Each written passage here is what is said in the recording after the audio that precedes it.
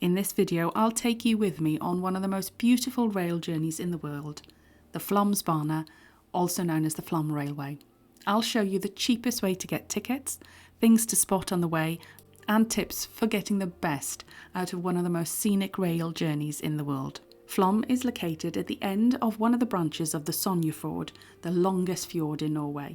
We arrived in Flam by ship, and my first tip is to get up early to watch the sail in and see the wonderful port operation team help you moor alongside safely. So let me tell you the best way to get the cheapest tickets.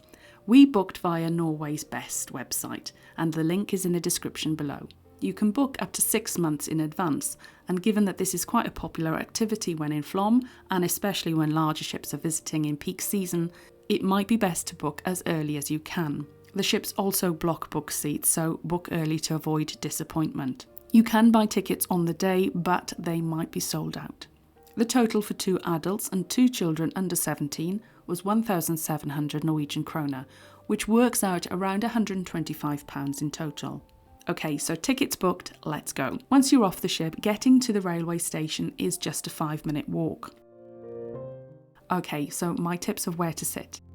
Some of the carriages might be reserved for the cruise line shore excursion, but there are still plenty of seats available. Just get on early if you want the pick of the best.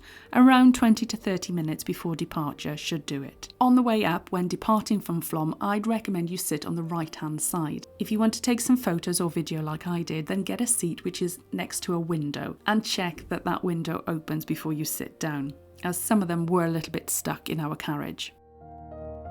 So we're off.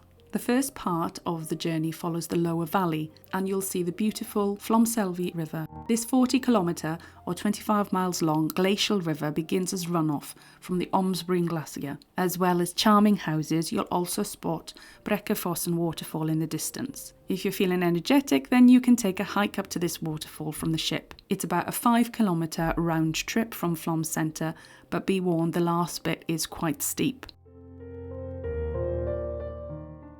You can also see in the distance the Runefossen waterfall. This waterfall is 241 metres or 791 foot tall, and it can be clearly seen from the railway. Here you'll also pass the old village of Flam, where Flam Church is located. The brown wooden church was built in 1670, but we'll be able to get a better view on the way back.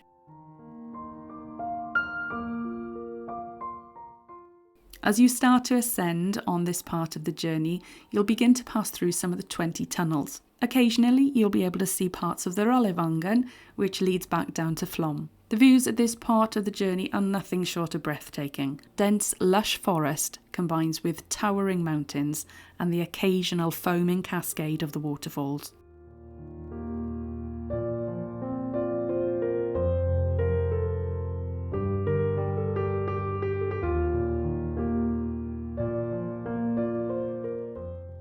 At this part of the journey, you'll also pass the cave waterfall, although only the bridge which crosses it is visible from the railway.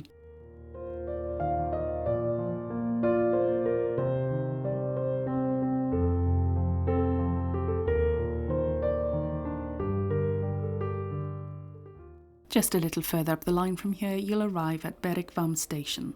Berikvam is the only place on the Flam Railway where the trains can actually cross each other, and there's usually a short wait here for the other train to pass.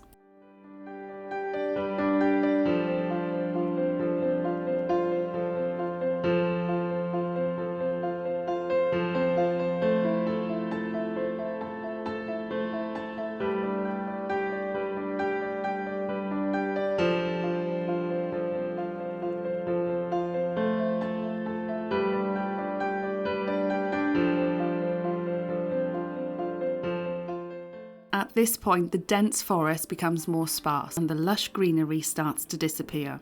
One of the most dramatic parts of the railway is in this section. The railway snakes its way around 180-degree turns through many tunnels. At this point, you can also see the 21 hairpin bends of the Ralleroad, and here you'll find the Flam zip line. Shortly after this section, you'll arrive at the only stop you can get off on the way up to Myrdal, the Hjosfossen waterfall. The waterfall gets as much as 900,000 visitors annually and is considered to be among Norway's most visited natural tourist attractions. During the summer, as you disembark on the viewing platform for a short break of between 5 to 10 minutes, you'll start to hear music. Then, out of the spray from the thundering Hjossfossen waterfall, appears a mysterious woman with long hair and a red dress.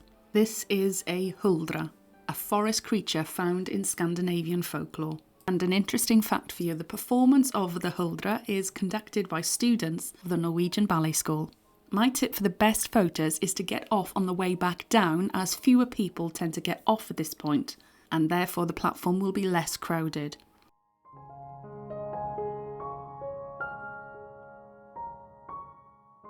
After a stop on the way up to the Hjossfossen, the railway passes Lake Reinenevotna.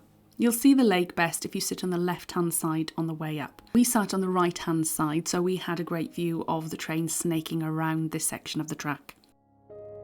A few minutes later, we arrive in Myrdal station, our highest point on the round trip, around 867 metres above sea level.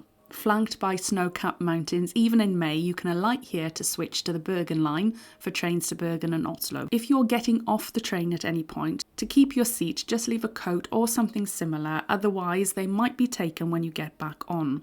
If you're hiking or biking it back down from this point, then head to the Café Rallen to collect your rental bikes. And we spotted a few people making their way back down. As we didn't switch sides on the way back down, we had another chance to spot things we might have missed on the way up. Plus, it's another opportunity to take some gorgeous footage of the scenic railway journey. The train stops at Myrdal for approximately 20 minutes, which isn't really enough time to get off and have a coffee. National Geographic has named the Flam Railway as one of the top 10 railway journeys in Europe, while Lonely Planet has named it as the best in the world. Do you agree? Let me know in the comments below.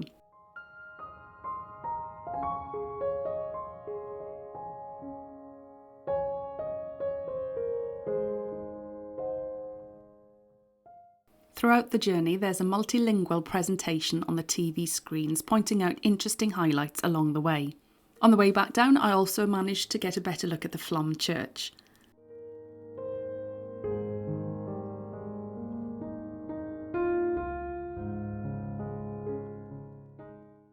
As we spotted the flower-filled fields dotted with flashes of red buildings, we knew that it was only minutes before our arrival back into Flam. And as we made our way off the train, we passed by the next line of eager passengers, so you can see how busy it gets. After your train journey, don't miss popping into the Flam Railway Museum to find out more about how the railway was built.